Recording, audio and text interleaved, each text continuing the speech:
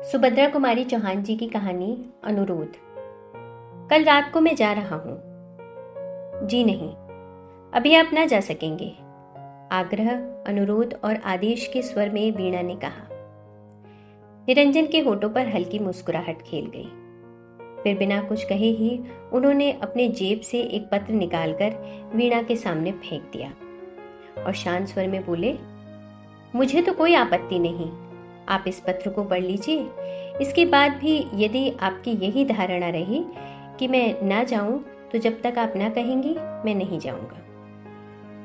वीणा ने सिर हिलाते हुए कहा, जी नहीं, रहने दीजिए, मैं कोई पत्र वत्र ना पढ़ूंगी और ना आपको जाने ही दूंगी।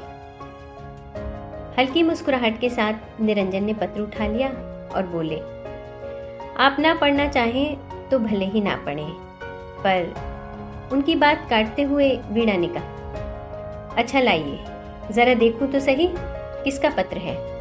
पत्र लेखक मेरा कोई दुश्मन ही होगा जो इस प्रकार अनायास ही आपको मुझसे दूर खींच ले जाना चाहता है। निरंजन हंस पड़े और हंसते हंसते बोले, पत्र पढ़ लेने के बाद पत्र लेखक को शायद आप अपना दुश्मन ना समझकर मित्र ही समझें। वीणा ने विरक्ति के भाव से कहा, जी नहीं, ये तो हो ही नहीं सकता।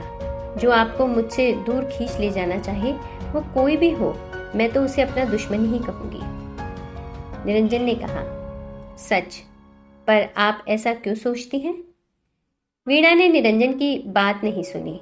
वो तो पत्र पढ़ रही थी जिसमें लिखा था, मेरे प्राण, 1 महीना पहले तुम्हारा पत्र आया था।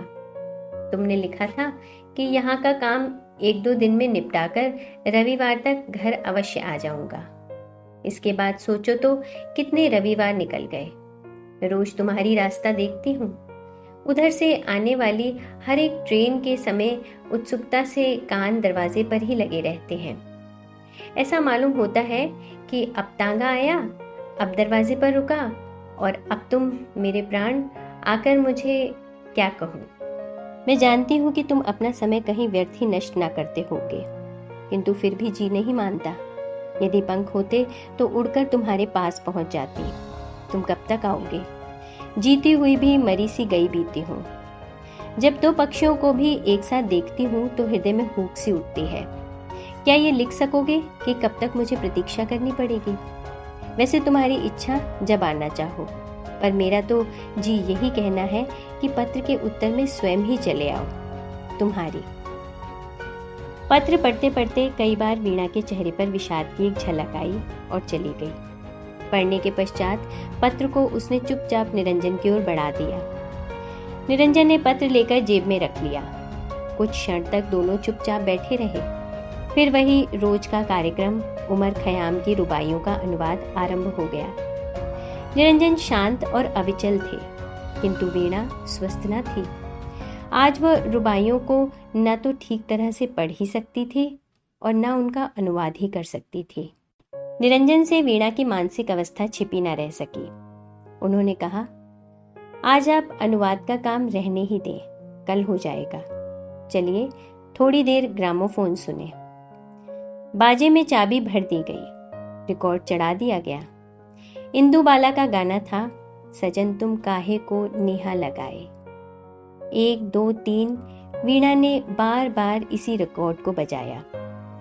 तब तक वीणा के पति कुंज बिहारी ऑफिस से लौटे। बोले, वीणा, तुमसे कितनी बार कहा है कि इतनी मेहनत मत किया करो, पर तुम मानती नहीं। जरा अपना चेहरा तो जाकर शीशे में देखो कैसा हो रहा है। वीणा कुछ न बोली। निरंजन ने कहा, जी हाँ, यही बात तो मैं भी इनसे कह रहा था कि आप इतनी मेहनत ना करें, सब होता रहेगा।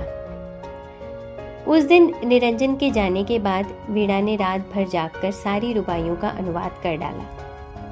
अब केवल एक बार देख लेने की ही आवश्यकता थी।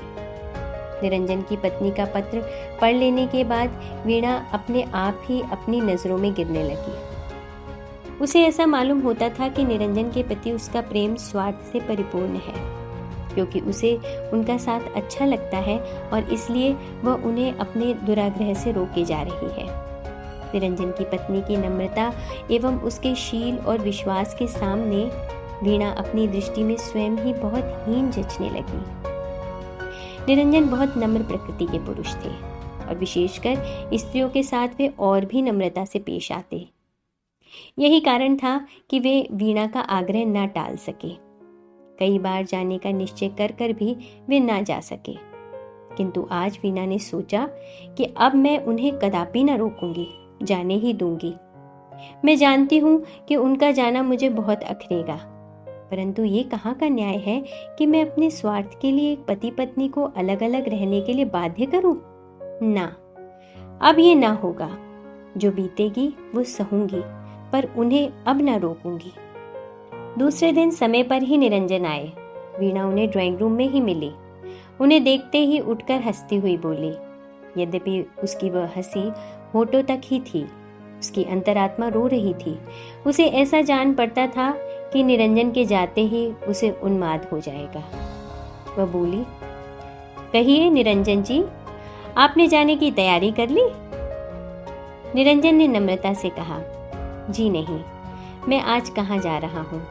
मैं तो जब तक आपकी रुबाइयों का अनुवाद न हो जाएगा तब तक यहीं रहूंगा। वीणा बोली, मेरी तो सब रुबाइयों का अनुवाद हो गया, आप देख लीजिए।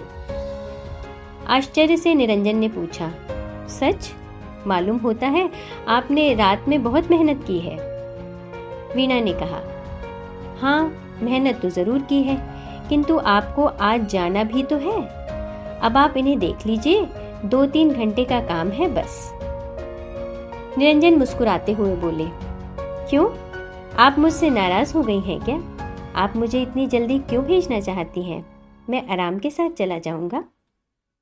वीणा ने निरंजन पर एक मार्मिक दृष्टि डालते हुए कहा, निरंजन जी, मैं नाराज होंगी आपसे? क्या आपका हृदय इस बात पर विश्वास कर सकता है? मैं तो जानती हूं कि कभी ना करेगा, किंतु जिस प्रकार आप इतने दिनों तक मेरे आग्रह से रुके रहे, उसी प्रकार मेरे अनुरोध से आप आज रात को गाड़ी से चले जाइए। निरंजन ने दृष्टि उठाकर एक बार वीणा की ओर देखा, फिर वो अनुवाद की हुई रुबाइयों को देखने लगे। सुभद्रा कुमारी चौहान जी की कहानी अनुरोध। कथावाचक निधि सहगल।